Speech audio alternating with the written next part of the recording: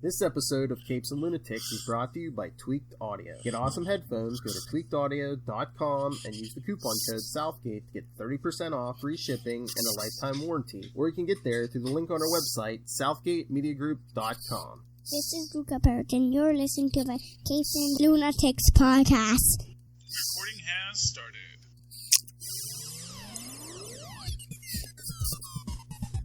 Hello and welcome once again to Superconnectivity. I'm your host, Charlie the Professor Esser, and with me as always is the blue-eyed bomber from the Burger Pits. Phil, and Perich. That's the guy. Hello, Philip. Welcome once again to the show. Hello. Oh, gods, what a long, wonderful week it has been, and so many things have been going on. But, of course, first we are recording on Friday. Wanted to say Saturday, but it's only Friday, because time blends. And when time blends, you get a new episode of The Mandalorian that no one's talking about. And well, it just came out today. It came out, technically, it came out last night. What were you doing all day on a Friday? Working? Earning a living? Ha! No. Here's what I have to say about The Mandalorian. I don't want to go into spoilers. I don't want to... Because, first off, honestly, me and Maz are talking about this all later over on the Full Stream Ahead podcast. So I don't want to give away too much, but I do have to say, dang. So, first season was the Magnificent Seven. I think this season is the Dirty Dozen. Yes. You know, and we're immediately going into that, and... Man, this episode is called The Tragedy. It is the tragedy. But at the same time, there is a quality to it that is masterful. And also, I have to say, there is a longing, a sadness to it, because when we have the dedication of the Mandalorian to Grogu, the child, we have something in this that I think moves outside of the overall story and gives us a characterization that I think is beautiful, but at the same time you're also hit with the Wookiee paradox of it, which is this idea that, you know, given how long Wookiees live, Han Solo is basically like Chewie's dog that he loves with all his heart, but he knows the whole time that dog's going to die and he's going to be without him. But at the same time, Grogu is just a kid, so it's like he has Old Yeller, and Old Yeller is the Mando. But at the same time, so there's a meme going around. I don't know if you've seen it, but it's basically this idea that Grogu, as an elder Jedi, is teaching young Padawans, and about essentially what I've said from the beginning about the balance of the Force. That it is not that you can't have attachments; it's that you must understand attachments will leave you, will rejoin the Force. And you have to be willing to let them rejoin the Force. You can't be holding on to them. And it's beautiful, and it is this idea that I've said from the beginning that, you know, that Mandalorian way, that this is the way. This is how you get to that point, is what makes it a good story and a good character to tell. And I don't know, I'm hopeful for what happens next. I mean, obviously this is actually I don't know if it's the penultimate episode. No, I don't think. Well, the list I've seen, it looks like there's at least 2 more episodes, because I think wasn't season 1 8 episodes? Yeah. So this is the pre-penultimate episode. Yeah, this was episode 6 today. So that's what I'm thinking. So because I think if you do that, so if 2 more weeks, that'll take you to the week before Christmas. So yeah, my biggest annoyance about this is that if they are doing a Dirty Dozen story. We can't get back Zero now. Who was voiced by I'm forgetting his but his last name is Alode.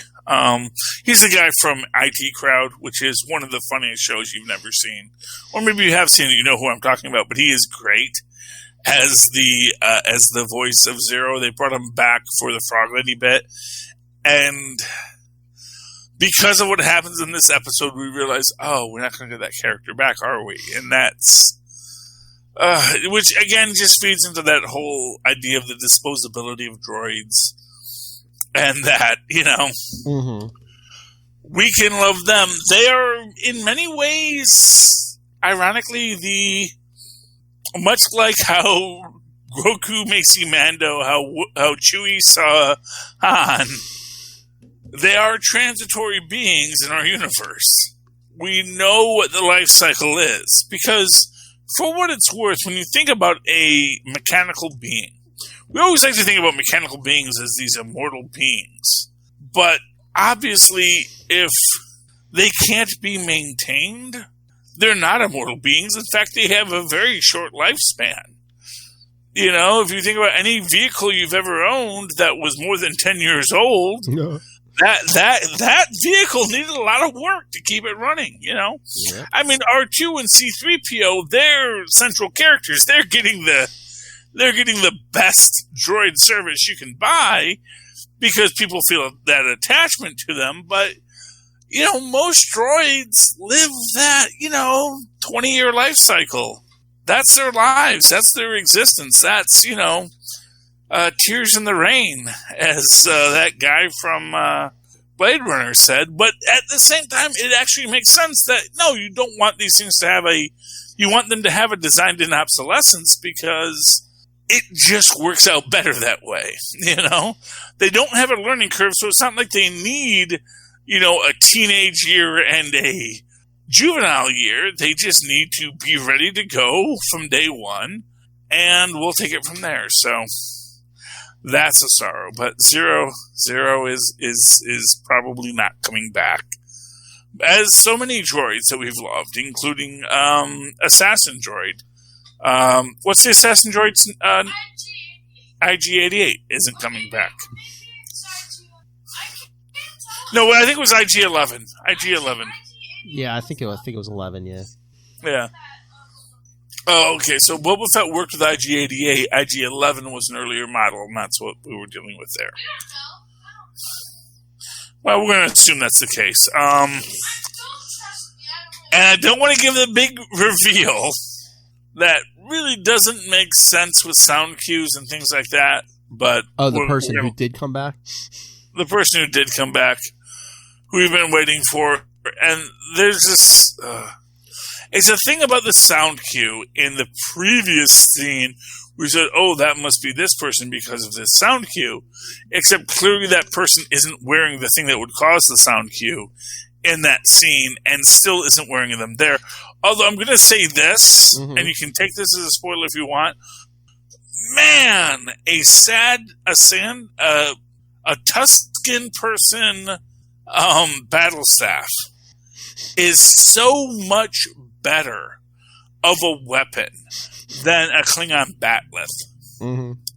It's like, oh man, so yeah. I mean, he was shattering them helmets like it was plastic, Well, I'm sure they were plastic, but I mean, in story, they're supposed to be metal. In story, and again, as Tristan pointed out, I was waiting for Tristan to say, for him to say, it's not Beskar, it's Durasteel.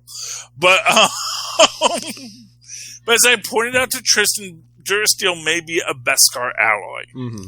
So. No, we're just talking about it, Tristan. Don't worry about it. But anyway, but the other return we did get Ming-Na Wen. That's a spoiler, Phil. Yes. Oh, come on. I've been dodging it. We saved the big one. We saved the big one. Come on. Yeah. Well, yeah. Honestly, I think Ming-Na Wen is the big one. I mean, Melinda May herself is back and is still the cavalry. Just which she's not, because she's not a mounted trooper. I don't know if the Empire had mounted troopers, but they had speeder bikes, and they did have guys that rode bantas. So there's a lot of things, but I don't think they had that whole. Yeah. And that Giancarlo Esposito, I mean, you could tell what a great actor he is just because it's like, oh, his character is so evil, but you're still like, you still can't completely hate him because he's such a great actor. No, well, I mean, he's a human being, and you can't hate another human being. I mean, no even they are. Even the character, you want to hate him with every ounce of your being, but it's like, oh, but he just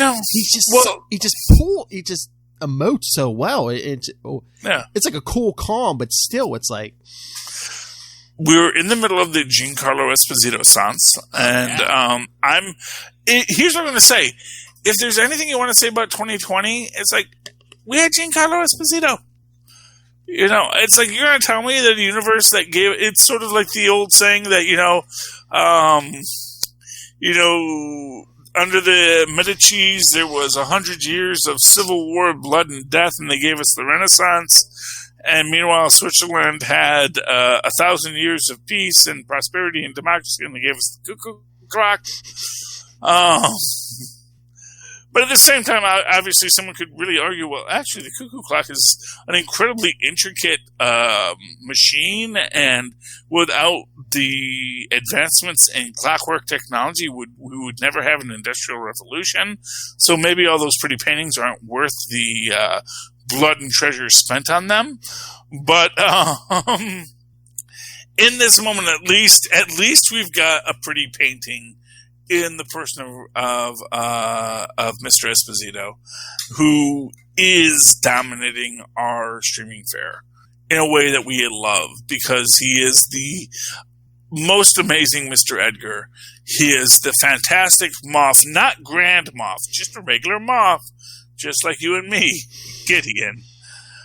And his death, his other projects, let's say. Breaking Bad, Better Call Saul. Oh, my Lord. Oh, I was talking about in the story, but yes. Oh, yeah. Because he's not just a Moff. He actually has some other things. And the fact that we're probably going to get Grand Admiral Thrawn in this before the end. Mm-hmm. I can't wait to see who gets cast as Grand Admiral Thrawn. Grand Admiral Thrawn is an interesting character, expressly because he is a non-human character who rose to the rank of Grand Admiral. And we don't see that very much in the Empire, which is a very homo supremacist society. Even... To be honest here, let's face it, even Moff Gideon's just a Moff, not a Grand Moff, This ain't Grand Moff Tarkin, this is Moff Gideon, the Empire might be in a little disarray. People are scrambling for that pot in that well, you got those titles before the Empire fell. That's what I'm saying. It's like, clearly, I think Moff Gideon would have been a Grand Moff Gideon in a society that wasn't quite so what it was in the Empire. That's all I'm saying. Well, not saying it specifically, but I'm saying it left-handedly. Well, before it was all Emperor and Vader, and And gee, what do those two people have in common? But anyway, moving right along. Let's talk about other things. I know. Let's talk about. Oh, go ahead. Well, I was going to talk about the saddest news we got this week. What's that? Okay, and when I say saddest news, I mean saddest news pop culturally. Ducktales, a woohoo. Yes. This is their last season. And it's 75 episodes, which is more than the typical 65 episodes that most kids shows get. So, fair enough. But it is less than what the original series got. Oh. And it's a little hard. And I'll say this because when I have live tweeted, and I will admit, I have been lax in my live tweeting. Plus there are not a lot of other people live tweeting the show as it comes out. Plus, I think too, this year is so weird. I think shows that might have been on the borderline before, that maybe they might have given a chance to in other years. This year, there are a lot of all the networks. They're just like, I don't know, well, no. Yeah, I mean, there's a lot of negativity in this year. Although I will say, there's a strong argument to be made that DuckTales, a woohoo, really should have deserved that extra. Here's what I'm going to say. My hope is that it's part of a larger strategy. This is what I'm going to say. And this is something we got to in Capes and Lunatics, which is this idea of order versus chaos. And Warner Brothers right now, it's all chaos. It's all disorder. And so when 3 people signed off on something, let's put every show on just streaming. It was like, yeah, fine, sure, great. You signed it, great. It's not me. You signed it. Great. And if it's his, well, I always thought that was a good idea. And if it feels like, I don't know why he signed it. He signed that thing. It wasn't me. And that's where we're at. And Disney, of course, I think is it is, to put it in Marvel concepts, it's Lord Chaos or Master Chaos versus Lord Disorder. I can't remember if it's Lord Chaos versus Master Disorder or whatever it was, but that chaos and disorder conflict is what we're seeing here. And Marvel and Marvel and Disney are in this spot where they have to decide what they're going to do next, but they have a plan. They had a plan. They knew what they were going to do, and then the world upended their plan. And now the question is, do we stick with the plan? Or do we change the plan because the original plan doesn't work in the way we thought it was going to? This is your classic militaristic structure problem. All the time, countries will come up with a battle plan. That plan will be completely undone within the first 5 minutes. Just ask, the Kaiser Wilhelm about the Schlieffen plan. It's going to get undone, and then it becomes this question, okay, the plan didn't work, what do we do next? And you have to decide, what do we do next? Now, Warner's is in the ironic advantage that they don't have to have a plan, because they haven't had a plan. And the plan has been literally, as everything's been changing, they've been running on uneven ground from the start. So they're like, okay, we'll just keep running, just keep swimming, just keep moving forward.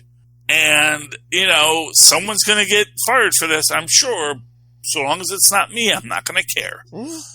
And Disney, everyone is sitting there like looking at Favreau and Feige and the grand masters of the game and say, what shall we do next? And they're like, that's not our department. We write stories. We connect stories. We don't handle how to distribute them.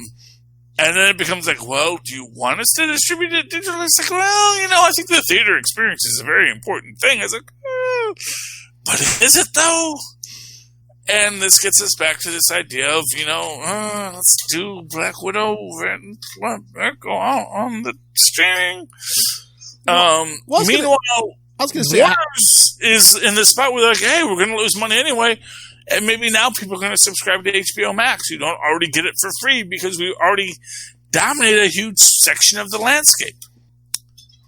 And that gives them an advantage just by dominating that huge section of the landscape by saying, hey, do you already have HBO? You have HBO Max. Do you already have AT&T? You have HBO Max. And all these groups now suddenly sit and enough people say, hey, yeah, we have HBO Max. We watched that show. Sure, that was a thing that we could see. And now that gives them a critical mass. Well, I was going to say, I haven't watched DuckTales lately, but do you think would it be possible sometime down the road or they could spin something out of it, like a new series? Well, they've already established that. And that is actually my biggest thing with DuckTales, is that there will be spin-offs. They've already established a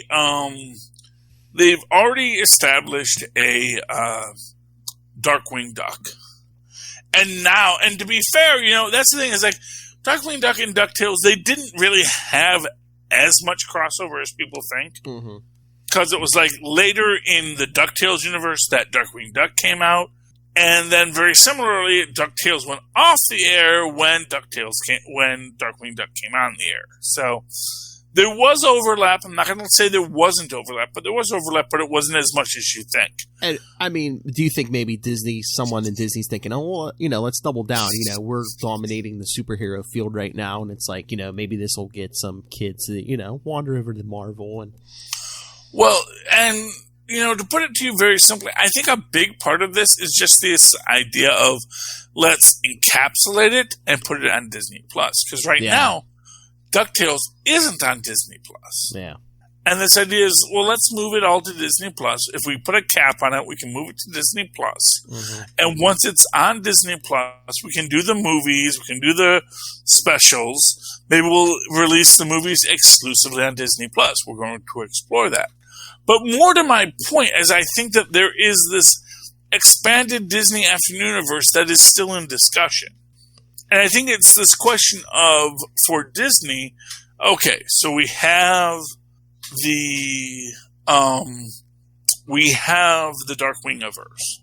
So let's say the next story we're going to build out is the Darkwing-averse. Once we build out the Darkwing-averse, what's next? And is it the Rescue Rangers? Or is it, and this is my pitch, from the Darkwing-averse, once we get into the depths of Fowl, we're going to start exploring which I do believe that the depths of Fowl will lead to Shere Khan. Shere Khan is the mastermind behind Fowl because he is a Lex Luthor character. Mm-hmm. He is both the public face of Khan Industries, and he has that big, here is money, you poor people, ha ha ha, and I am a big philanthropist, and everyone loves me, for I am Shere Khan. But at the same time, he is a tiger, and in his backstory, he has this darkness that he is secretly running foul, because as I have pointed out, in the introduction in the first adventure, it is suggested that Fowl was created by Bradford, but actually, clearly, someone else tells him to call it Fowl, which suggests that Fowl already existed, and from the secret case files of Agent 22, before she was Director 22, which is Ms. Beakley,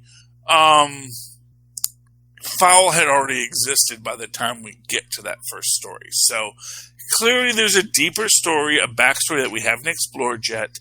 I believe Shere Khan is in the center of it, which is going to open up Cape Suzette, which is going to open up bears into the story, which leads me to my pitch for the big Disney Afternooniverse reboot story, which is Sunny Bear, which is the idea of Sunny Bear as the last of the line when she discovers she is the last of the line of the gummy bears and now must reconstruct the gummy bear line. It's sort of a, last girl, chosen one kind of story where she finds out she is in fact the last of the gummy bears, but now must recreate the gummy bear line and find the other gummy bears that do still exist but are in hiding. Because, as they say, the ocean's just an itty-bitty pond with gummies on the other side. So, yeah, that's my pitch. I think there's so much more they can do with the Disney Afternooniverse. I hope the end of this isn't the end of this, but we'll see what happens next. Okay, you want to talk comics, Phil? Yeah, let's talk some comics. Let's talk comics. Let's talk. Let me lead with the best one this week. Modok #1. Ooh. I actually specifically went and got the Scotty Young cover because I had the other cover, which was okay. It was okay, but I said the Scotty Young one's there too. And you know what? I actually think the Scotty Young one does work because honestly, this is a great book. Mm-hmm. This is a great book. It is written by Jordan Blum, who I'm sure did the heavy lifting, with Patton Oswalt, who I'm sure came in and said some things. I'm being mean to you, Patton, because you're a very famous comedian, and I'm sure Mr. Blum needs to have the respect he deserves. And that's where we're at. And we open up, and this is very much clearly tied to the upcoming Patton Oswalt Modok series. Yes. And the plotline is essentially that, AIM has been reconstructed after, what's his name? Sunspot's character essentially bought out AIM because they ran themselves as a corporation. So, yeah, the problem is when you run yourself as a corporation, you put yourself open to buyout. I just bought you out, and now I own all the assets. And as much as you supervillains think you run it, actually you don't. But this is in the aftermath of all of that. And, of course, by the way, the thing I loved best about King in Black this week, and go over to Capes and Lunatics to learn about what our thoughts on King in Black was the fact that Krakoa stepped up. Oh, yeah, the X-Men, yes. Yeah, we weren't expecting Krakoa to step up, but they stepped right up. Mm-hmm. And in this moment, we see, by the way, I love Rhodey War Machine showing up here. That's a cover you want to tattoo. Comes up because Modok keeps on getting distracted by these memories of this life he could have had. And we also get a lot of references to George, which I'm going to say this right now. If they go that much into who George was, the guy who became Modok, you pull that person into the story, I think that becomes a really deep story. Oh, yeah. A deeper story than I think anyone has ever considered for Modok.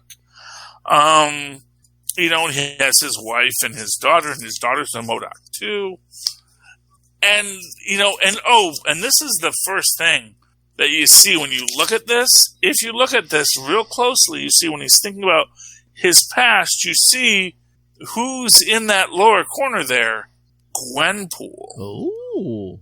So they are directly referencing the Gwenpool stories, which again opens up this possibility that Gwenpool's reality, oh man, wouldn't that be amazing if he goes to Krakoa and he confronts Gwenpool and she says, no, I said I'm a mutant and I'm a mutant, but I guess maybe that makes me a mutant because I said I'm a mutant. And just this idea is like there's this retroactive continuity that occurs. And whatever I believe, and, it could be so great. Me and Tristan had a whole conversation about the banner booster because obviously the banner booster would make you fall to the left because, or the right, whichever arm you put it on. I can't tell. It's a comic book, so I guess everything's reversed. It doesn't work, but then again, because Banner doesn't technically work, as I've always said, every time he hits the ground, he should fly up into space in the same way that when he jumps on the ground, he flies into space. It's the exact same, it's the exact same mechanism. It's just in a different angle. It shouldn't cause what it does. But I love that he comes to Tony Stark for help. Little Maddie's in the Stark Tower, not in his brownstone. Because he does actually do the whole thing. Tony Stark, he makes you feel he's a former exec with a heart of steel. So he does so this is clearly in current continuity, but for whatever reason, he's hanging out at Stark Towers. So I guess that's where his lab is. He's in New York, He probably still has access because, honestly, it would make sense for Stark Industries to allow Tony Stark to come to the lab and tinker with stuff. Much in the same way when in Silver Spoons, the father, Mr. Stratton, decided he was going to put his assistant in charge of the company, kind of reminiscent of some other person putting their assistant in charge of the company, so that he could work in the toy design division because that was really his passion. And so yeah, it makes sense in that structure. So yeah, I loved Modok #1. That is probably my favorite book this week. Ooh. What was your favorite book this week, Phil? Well, we talked about it a little, but we could talk about it again. Probably Daredevil was probably my favorite of this week. Daredevil 25. Okay. I got to be honest with you. There were times in that book when I was sitting there saying, "Wait, did everything we just saw happen, or was that supposed to be a flashback dream? What? Which part? So everything. Well, literally everything, because the conceit in this is we get a flashback and forward about Elektra and Stick, who I thought was already dead. I did not know Stick was back alive again. Lazy ninja Stick, the laziest ninja of all. Yes, you could do a Golden Book series called The Laziest Ninja about Stick, because everybody else is fighting. He's just like standing there with his stick. And it's a little weird just in the fact that, we see she gets the book, she gets shot, and of course the book has the secret to defeat the hand, which is the fist, which is one of those weird things where it's like, oh yeah, no, you can totally learn Kung Fu from a book. Which, if you ever read Bruce Lee's book, which I did do, I guess arguably you could learn Kung Fu from a book, but I will just say I would not put myself in a ninja competition today, having read the book. So I don't know what the book really gives you, and the idea that I didn't think the book taught you Kung Fu. I thought it was like, here's the prophecy. You need a king and a queen. So, well, if it's just a prophecy, then it's just. Prophecies are meaningless because literally they repeat, as I've always said. I mean, I don't know. Every prophecy is true if you give it enough time. I didn't know if there was like steps in there. It wasn't like, it wasn't teaching you actual Kung Fu. I don't know.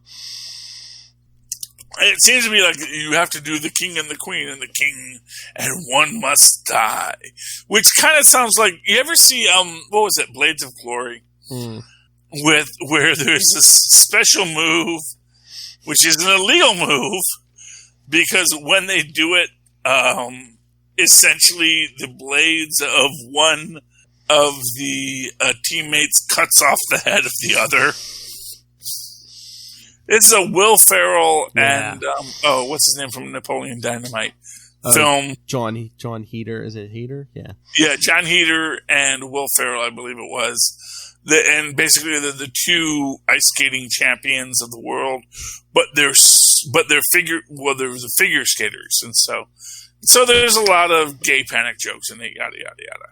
But like what is manly, and that, although I think it balances it nicely within its own context. Though the idea is that there's this special move which is banned because you could only do that was a band. It was just a move banned in every country except for, like, North Korea. And their coach, who is played by Coach, Mr. Incredible. Craig T. Nelson. Craig T. Nelson developed this move in North Korea. But, of course, when they do it, then... Because it's essentially one person throws the other person in a certain way. And it's really beautiful, but... What happens is if you do it just wrong, your blades cut the other person's head off. And I don't even know where I'm going with this right now, but it's a good film. Look up Blades of Glory. In this moment, though, Daredevil, I was half expecting her to wake up, because she says, oh, I had this dream about Matt. And I'm thinking, wait, was all of this? No. You know what I think that was? Because in here she reveals she knows he's Daredevil. Because remember, the mind wipe, everyone forgot. I think that whole thing was like, the whole thing was Stick. She got killed and he, again, she got brought back from death before. I think he even said she wasn't completely dead, but he kind of brings her back. And I guess that kind of leads her over the mind wipe. Yeah.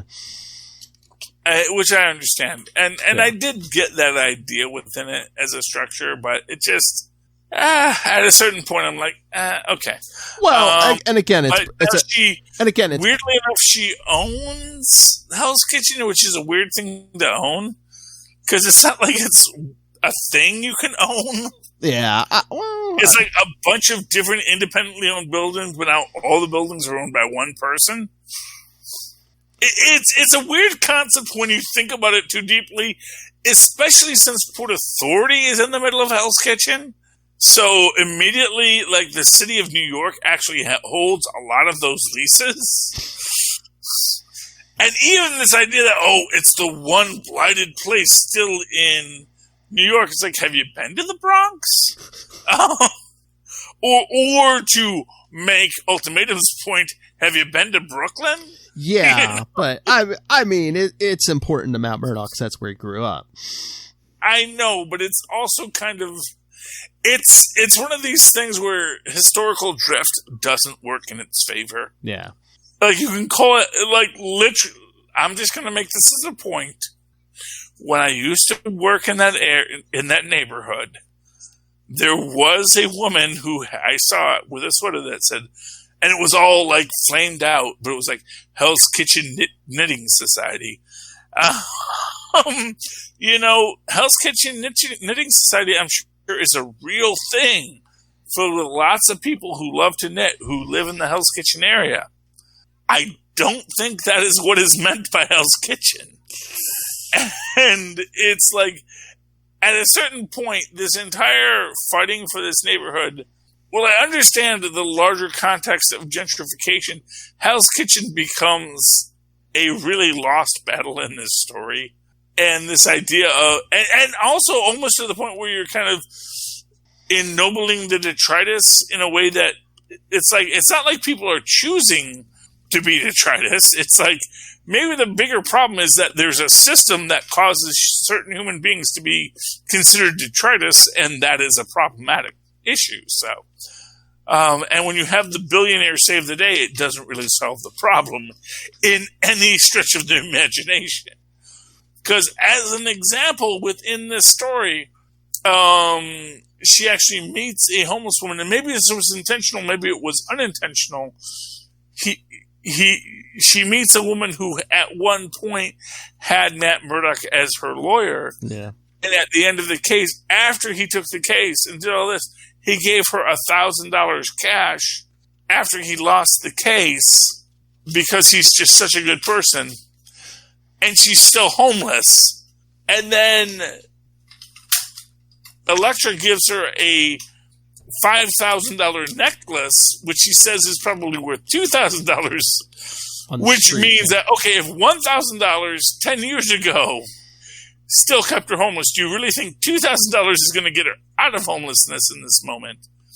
And more to the point, it's like, I would much rather than her being this person punching people, and I say I would much rather in the sense that I would much rather as a story point that we can look back into later is how she parlayed her economic experience and knowledge into rebuilding Hell's Kitchen in a way that did not disincorporate people. Like if she built Hell's Kitchen into a place that aided people rather than, I guess I own everything now, and here's you had $1,000 before, here's $2,000 now.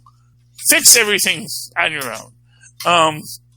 It is just, I mean, I get how you might see this as a good story. But at the same time, I just feel it's just like so. But I mean, again, Charlie, I mean, it's a first step. I mean, let's say she just showed up, and two, I mean, you walk by a homeless guy on the street, you give him $5. I mean, that's not going to change his life, but does that mean you don't give him anything, or But to be fair, I don't have $1,000 to give him. Well, I said $5. Would you give him? Yeah, well, that's my thing. If I give him $1,000, I hope good things will come to him. But obviously, I can't expect that either. I mean, and to be fair, that's why it's actually a structural issue, which is why you have to fix the structural inequality that allows Elektra to buy half a block out from under people she just stole money from. I mean, and again, too, I think this is day one. She's shown up in day one. Maybe somewhere down the road, in between punching people out, she's going to maybe do more public works or something. But I hope so. But I mean, she's been out of the world for years. I mean, between being in Ninja Clans and being dead and... Yeah, and to be fair, I mean, this is the thing. It's like, this is the hope with Wilson Fisk, is that there is a quality to him that is going to say, I want Elektra to succeed. I want to work with Elektra to have this balance between our underworld and our successful world. I want to build a world that's better for all of us. My question is, why is she wearing a Daredevil suit? Is she just trying to build herself as a symbol? Because because clearly you see on the paint of the building, we all are Daredevil. Yeah. Because obviously and like I said, I mean, obviously in the Marvel universe, Hell's Kitchen, where the Port Authority is still an under-policed, section of Manhattan Island that is just allowed for the detritus. Sure, why not? Well, again, you got to say, if a supervillain's hitting another part of the city, where are the majority of the cops going to go? I mean, honestly, I don't know. I do not know how. I mean, to be honestly fair, one of the things that HBO's Watchmen really did was explain how when the squid hit Manhattan, that hurt Manhattan as a neighborhood. No one really wanted to live in Manhattan anymore. I think that, quite frankly, once people start dying because goblin bombs are falling, people are going to be like, maybe the neighborhood's going to go downwards. Maybe that is the explanation for why Hell's Kitchen is still Hell's Kitchen. Well, look a few issues ago. I mean, there was an attack by a bullseye and crossbones. And the rhino. Oh, and everything just got covered by freaking symbiotes this week. So true. I mean, no one is sitting here saying, "Oh yeah, no, this is a great place to live." And so I can get how maybe that's the slow motion version of what we saw in Watchmen, and so maybe that explains it all.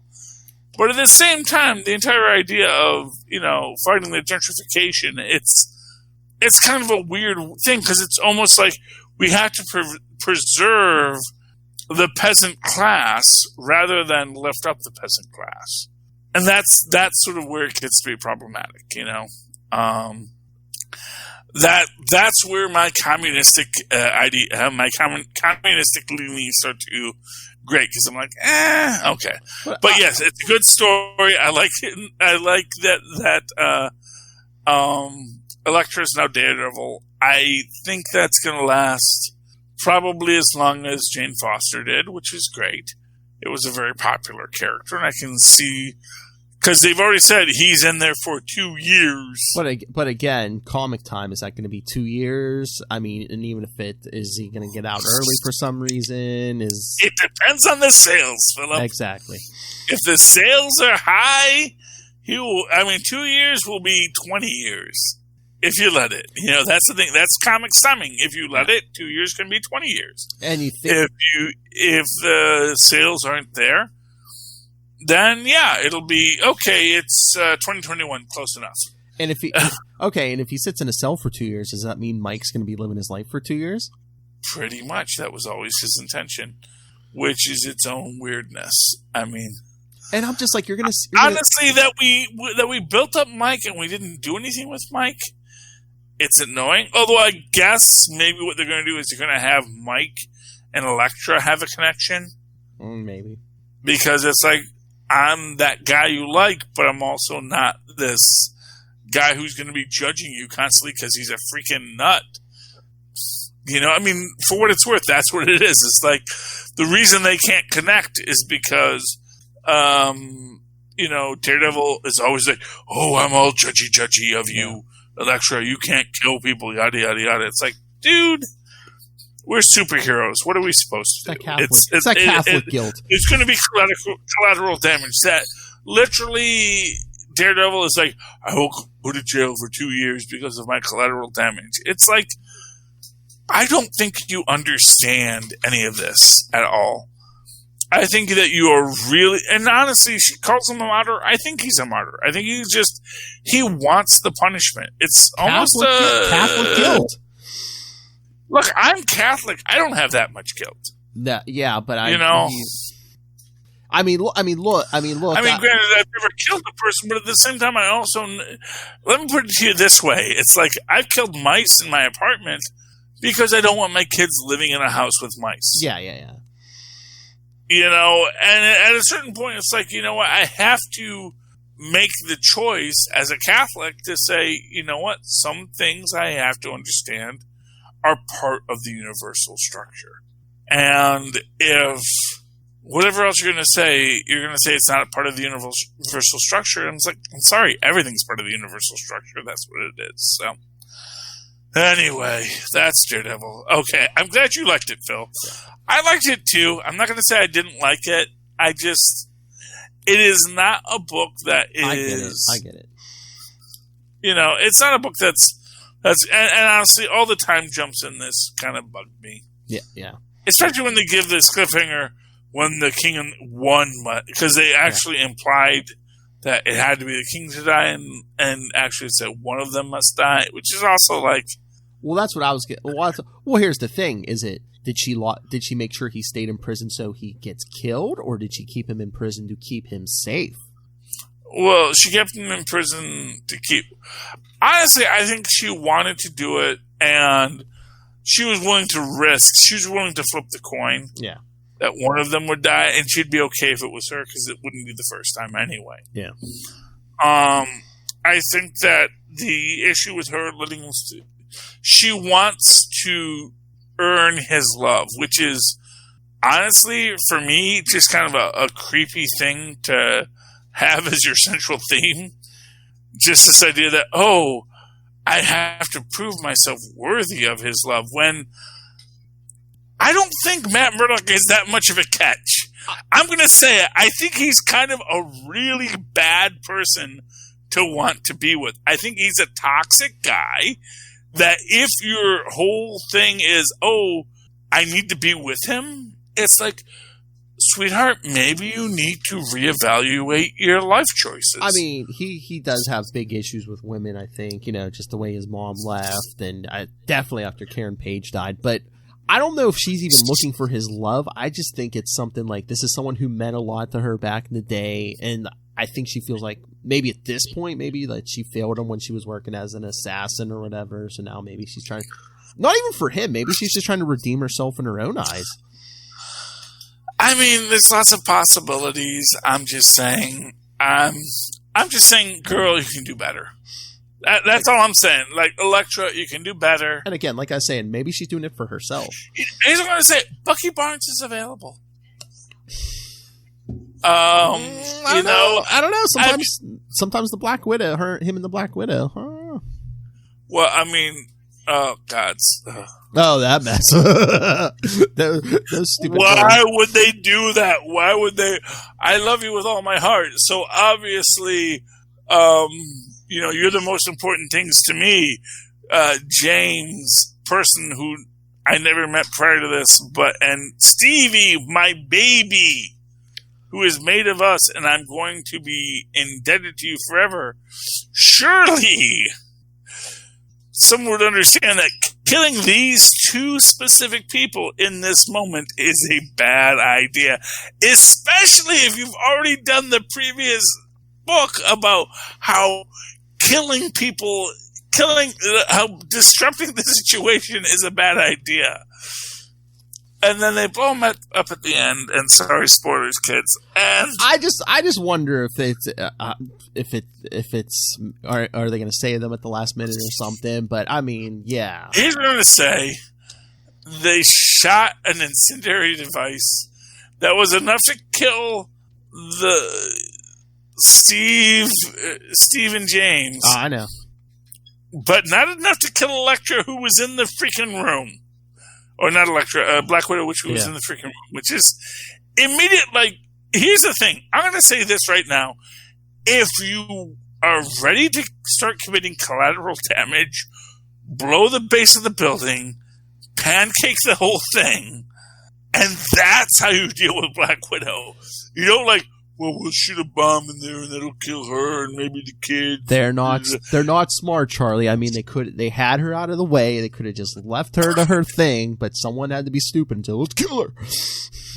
Yeah, and to be fair, it's like they could have just okay, let's just They could have called it Quince. She doesn't know who we are.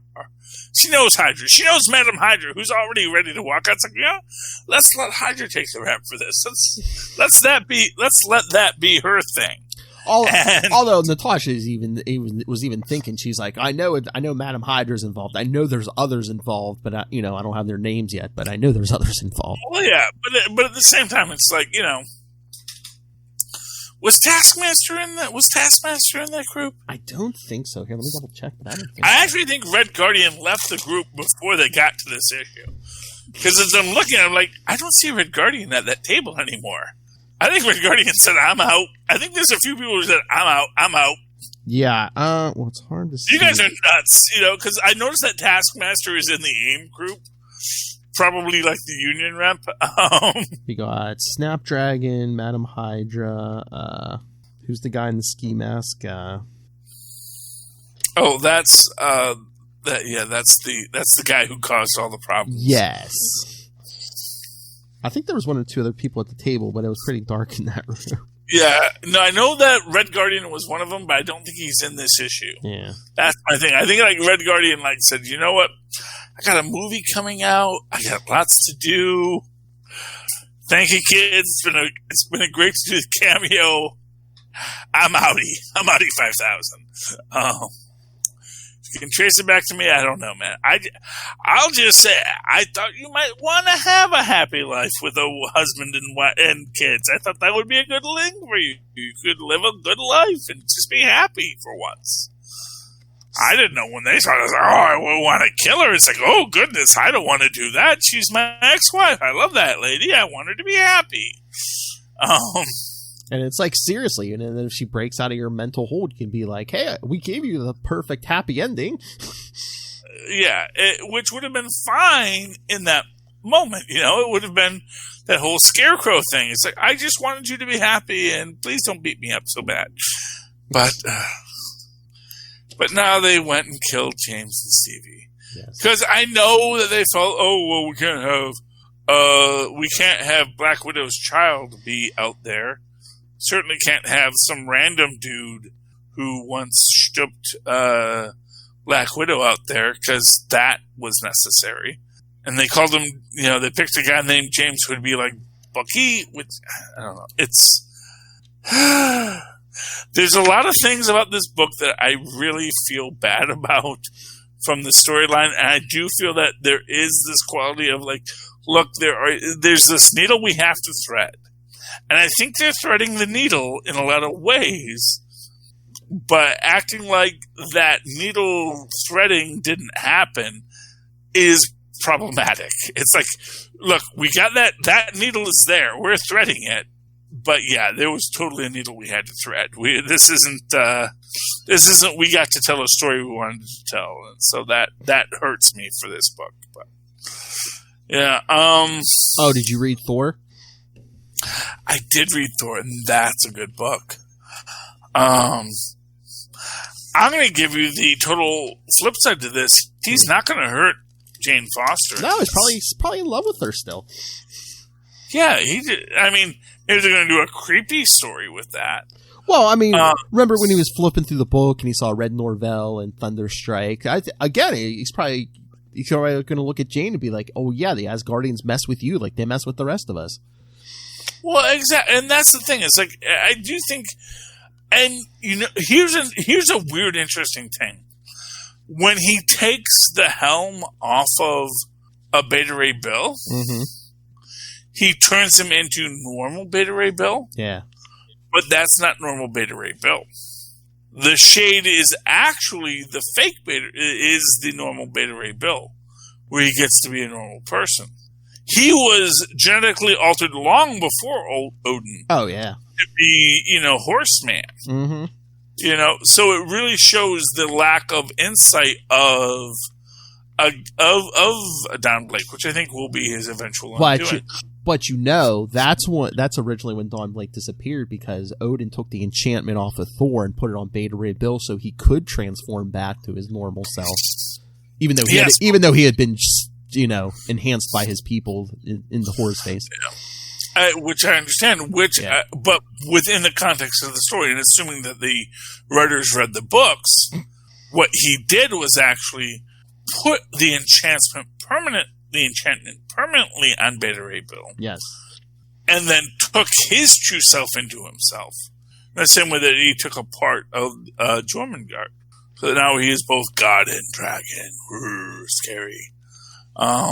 He's now also genetically altered alien race superhuman. But yeah, I mean, I like it. I like how it ends. It seems to be the perfect balance. Speaking of threading needles, this seems like a needle that they thread without making you feel like, oh yeah, we had to thread this needle. Yeah. This feels like an organic understanding of how this being coming through this moment would feel, how he's going to approach other things after that moment. Because as he says, it's not like he has to have crazy elf hair and beard because he's Asgardian. It's like, no, as soon as I can get to a shower, I'm going to take a shower, I'm going to cut my hair, I'm going to shave my beard, I'm going to be a respectable Don Blake like I used to be. Mm-hmm. You know, he broke the staff, you know, so that Thor can never come back, although I doubt that's the case. I don't even think any of the Guardians are actually dead yet. Mm-hmm. In fact, I think the whole point was he sent them to another dimension. Although even in that, it seems like the blood vampires like, dudes, why are you all here? Because when you look at that scene, it looks like, oh yeah, okay, there's a big bug monster on the hill. But even if you see among them, it's like the other fly monsters are kind of standing next to the Asgardians, like, so you guys refugees? What's going on? What's the story here? Why are you here? It doesn't look like they're under attack and they're in the midst of a battle. It looks like everyone's just sort of like standing around like, oh, okay, the Asgardians showed up for some reason. I don't imagine a big battle coming from that. And I'm sure they're probably going to have some kind of a battle just because we have to fight because it's a book. But at the same time, I'm like, oh, okay. That's interesting. Like I said, I don't know where this is all going to go. Although I did like the fact that as King of, the Knight in Black comes... Ooh, Knight in Black, and Black Knight's going to have his own story in another book. Are those related for some reason? I don't know. But, sorry, King in Black, and Black Knight come in. I like the fact that they make the point that we can't contact Thor, because if you're reading the book right now, you know that Thor is not contactable. Oh, yeah. So that was a nice little thing they put in there, just to say, yeah, that worked out timing-wise. Don't need to put an editor's note about that, because if someone looks into it, they'll say, oh, okay, that's why Thor's not there. Well, plus, if you look at the credits for King in Black and Thor, Donny Cates' name is first on both of those, so... So there you go. He knows what he's writing. He knows the story he's telling. He knows the distribution schedule.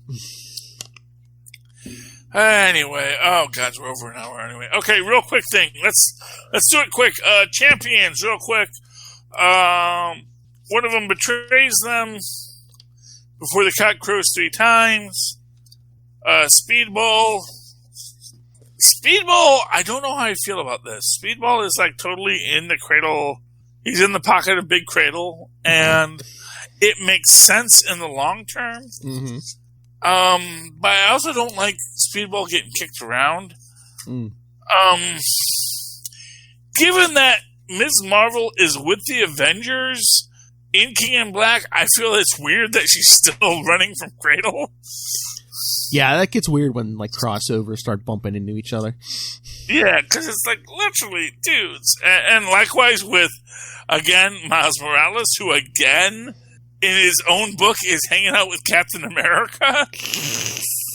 It's like, does this really work continuity-wise? But of course, again, like King in Black, the Krakoans show up, and which makes me like interested in this concept, because here Krakoa shows up to say these these people, even though none of them are mutants, are protected by Krakoa, which makes you wonder, is Scott going to get in trouble for that? Because he's like, dude, we only like mutants. We don't like any of the others. We even kicked Juggernaut off, and that's Charles' brother. Even though we have freaking Mr. Sinister here, who's been messing with your family for years, he can be right next to us because we love him. What are the mutants doing? I don't know. Please stop. Just please stop with the mutants. Again, they might all be imposters. Who knows? I don't know. Savage Avengers. Oh, yeah. Just a bloodbath. Just a bloodbath. And not even one with Conan. I know, man. But you know what's the weirdest thing about this? Huh? Is we just had the Conan story last issue where they kind of seemed triumphant over their dragon. Yeah. And this one ends with, and now you will face the trouble of the dragon, says the dragon to Illyana, Rasputin, yada yada. I like it in general just because you get a nice bit with you have the last stand of the cops as the Shimaggorath possessed people are coming. You get some interesting things here. Oh, by the way, I love this scene when Punisher in the lead, and man, that's like one of the handsomest Punishers I've ever seen drawn. I know. I just like, oh, hello. It's like usually he's very gritty. He's very much like, he's very much a Jack Kirby character. The way they usually draw him, which is very boxy, very kind of almost stooped over, kind of ready to fight, but he's not meant to be the pretty boy. Oh no, he's had his nose broken how many times? Exactly. Well, I guess the last time someone hit his nose, he went into a really nice position. It's like, oh, okay, well that works. Whacked him with the pretty stick. Yeah, and then you have I like the whole thing with Wolverine tells them all to stop. It says, please don't. Okay, good. Now we'll kill you all with impunity. Don't know how I feel about the Black Widow scene. Oh, good lord. Yeah, it was really intense, and Elektra's kind of like sister, really. Oh, no. It's you're probably used to dealing with people that I normally deal with, like the Devil, who are just really bad at their jobs. I didn't need the distraction. And then, the Priest of the Sickles, yada, yada, yada. Hellfire. And Wolverine throws a guy into a wood chipper. Yeah, and then we burn the bits. Which is fine in and of itself. We have tequila at the end. Yes. And he doesn't like their tasty clothes, but you sure put it all on, didn't you, there, Logan? It's like, I hate their tasty clothes. Let me make sure the belt buckle matches the shirt, though. Let me just say, I gotta put on the hat, too, That's what brings it all together. Boy, they have awful tasting clothes as they put on the jacket and the hat and the belt buckle and the shirt. Even though I clearly had, clothes I could wear.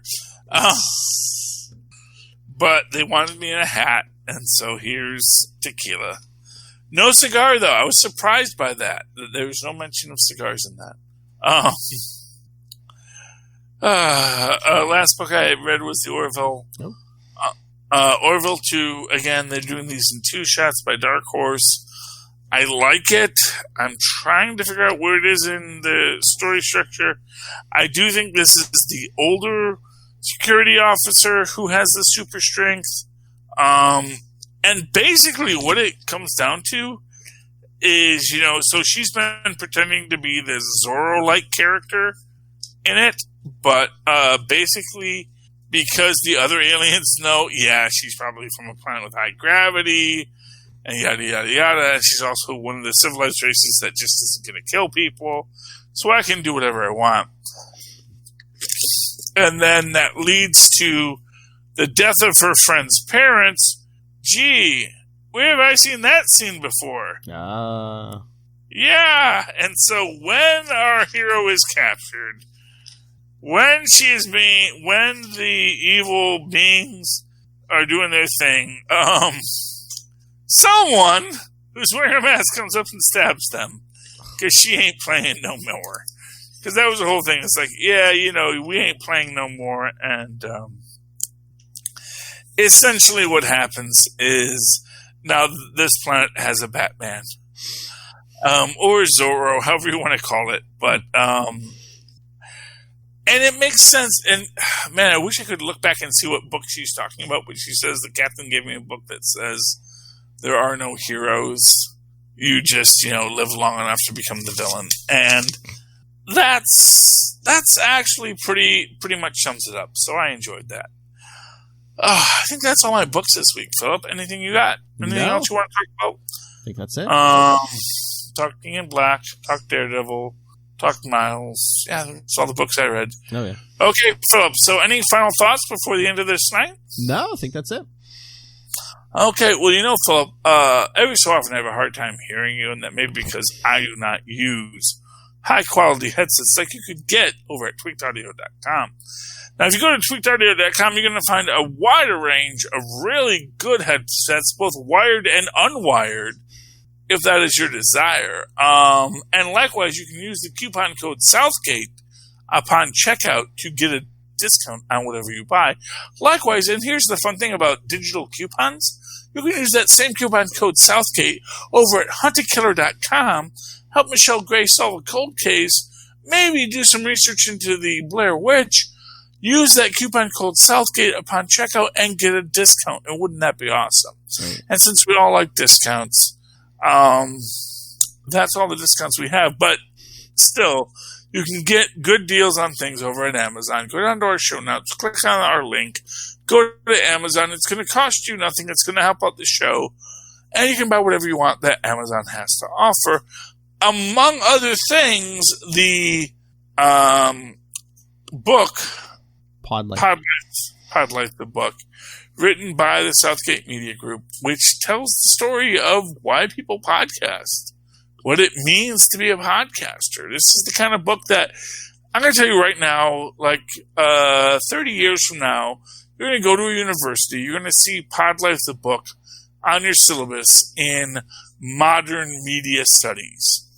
Because it's a book that's going to explain to you what it means to be a podcaster. And if you've ever been interested in this field, this might be a book for you. It is available in paperback. It's available in digital download. We're working on getting it into a audiobook. As I've said, Rob needs to threaten people to let me record the audio rather than the original author, and then they will definitely jump up because I would not be a good choice. Anyway, that has been this episode. Phil, if someone would like to contact you on the social media, how can they do so? If you'd like to contact me or anyone else on the team, you can always email us, capesandlunatics@gmail.com, or call the voicemail 614-382-2737. That's 614-38-CAPES, and you can find links to all of our social medias and the YouTubes. Everything is at one place, Linktree, linktr.ee/capesandlunatics. And, of course, you should follow Lilith Hellfire at Lilith Hellfire69 on Instagram. Just because I don't do anything with my Instagram, but Lilith might do with hers, so do that. And in the meantime, if you'd like to write to me in that old-fashioned email way, the way our Maz and Pops once did, do so at superconnectivityblog@gmail.com. That's superconnectivityblog, all one word, @gmail.com. And, of course, follow me on the Twitter as I live tweet the last few episodes of Ducktales, Monday nights at 7 p.m. Ducktales, woohoo, at Charlie Esser. That's CharlieEssescr. Look for the 2 E's in the middle for quality. Ding. Thank you, Mazen. Thank you, Tristan, for singing along with me. That's you. You're Tristan. Well, that's Fred Sanford and Lamont. That's Sanford and Son. It was a show from the 70s. Anyway, ladies and gentlemen, thank you for joining us once again for Superconnectivity. Join us next week when we will superconnect it all once again. Good night. Good night. Goodbye. I think I should have put more wax in my mustache this week.